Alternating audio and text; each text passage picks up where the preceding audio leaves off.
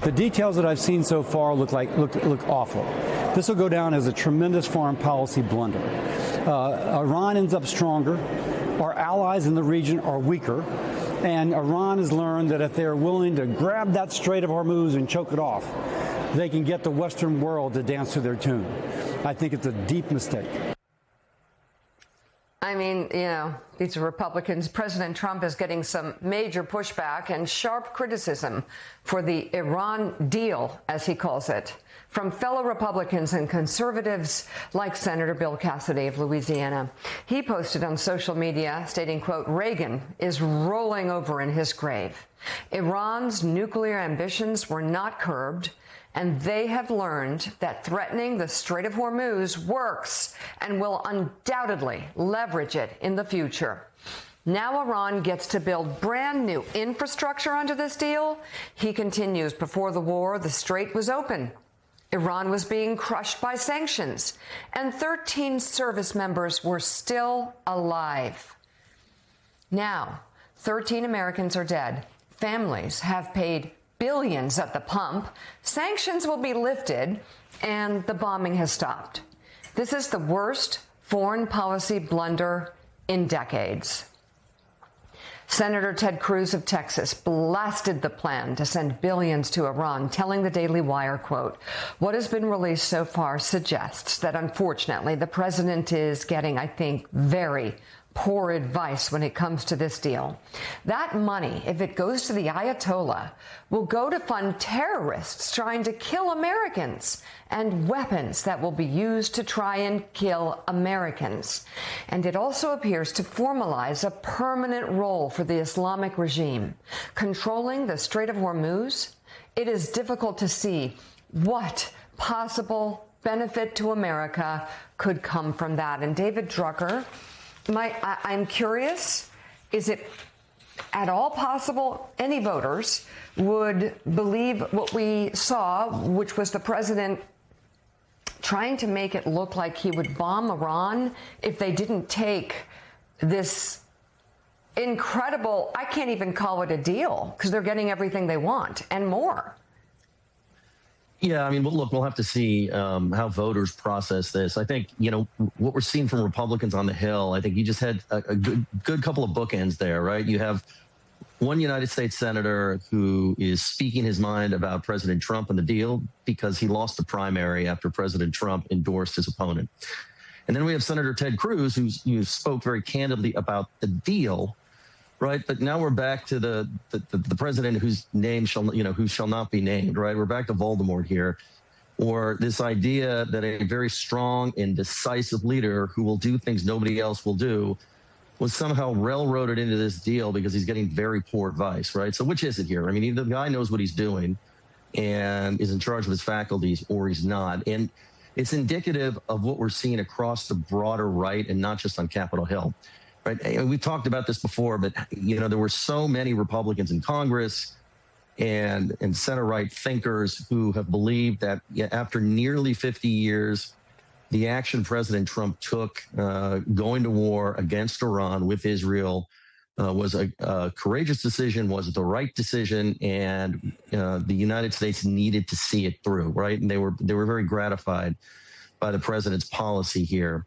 And now they're going through the 35 stages of grief, which is, if this is true, it's going to be really bad. Well, I don't know if it's true because I haven't seen the text. I'm not going to react until I've seen the text. All right, well, I've seen the text. Right. And now that I've looked at the text, maybe it's really not so bad because, look, he did say he'll bomb them if they don't follow through.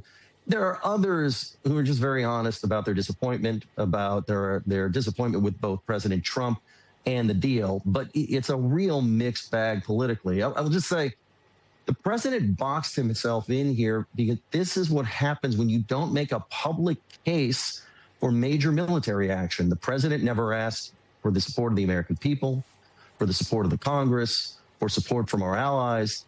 And so when things inevitably bogged down because we were only willing to do so much militarily for understandable political reasons, the president didn't have any allies and friends with skin in the game who were there to back up the policy and see it through.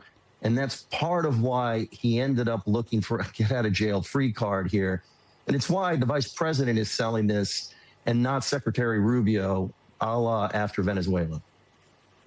Yeah, I mean, you've got J.D. Vance talking like Iran is Luxembourg. It's humiliating for him to be running around doing that. David Rode, we've all said that Donald Trump made the mistake early on of not telling the American people why we were going to war, not being clear. He finally settled, though, on what? A nuclear program. They can never have a nuclear program. What did Donald Trump say yesterday? I've already said. Talked about the ballistic missiles. And what he's saying at this front is bad, really, is what's in the MOU. Because as it comes to ballistic missiles, the thing that our allies in that region are the most concerned about right now, Donald Trump said, well, if Saudi Arabia has ballistic missiles, well, my good friends, the Iranians should have ballistic missiles. How can you say, and he did say this, how can you say that the Saudis can have ballistic missiles when the Iranians can't? Why, that's not fair. And then on nukes, on the issue that he said was the key thing, they can't have a nuclear program. I wrote it down here. He said it's hard when their neighbors have nuclear programs and you're not letting them have a nuclear program for electricity and things like that. This is what the Iranians have been lying about for 47 years. They've been saying for 47 years, oh, no, we're not going to build a bomb. We're not going to. They've been saying that for half a century. So this is just for electricity. If the Saudis can have it for electricity, if Israel can have, then we should be able to have nuclear power for electricity.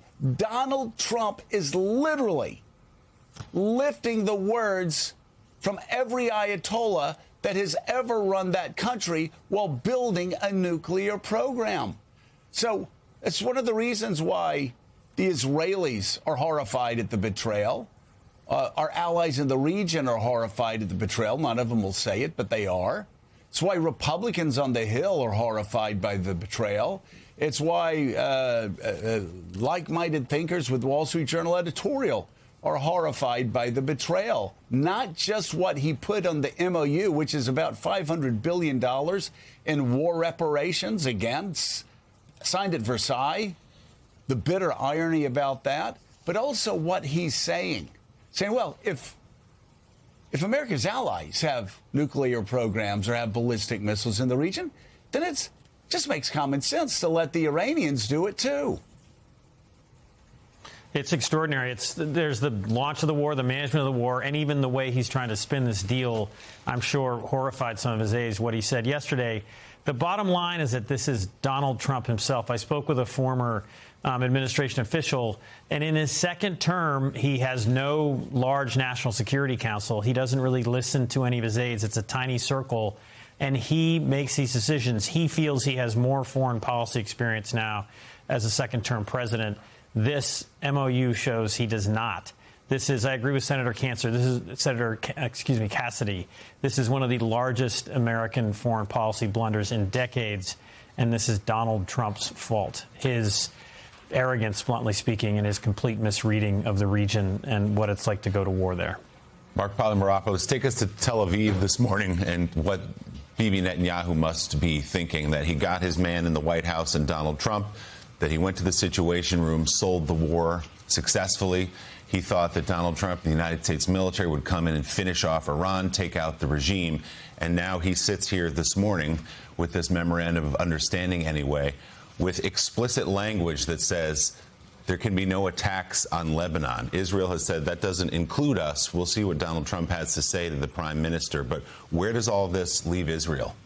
So the Israelis I speak with are in a state of panic. One former Mossad official said, literally, I can't believe this is happening. But in some ways, they should have known better. And one analyst actually told me, look, you know, Benjamin Netanyahu decided to ride the tiger. That's Donald Trump. And the tiger just turned around and just bit him on the rear end. And like many of us predicted, he would, because Trump was no dedicated, savior. He was not the Messiah for Israel. He's too transactional. And let me just add one quick thing, Willie.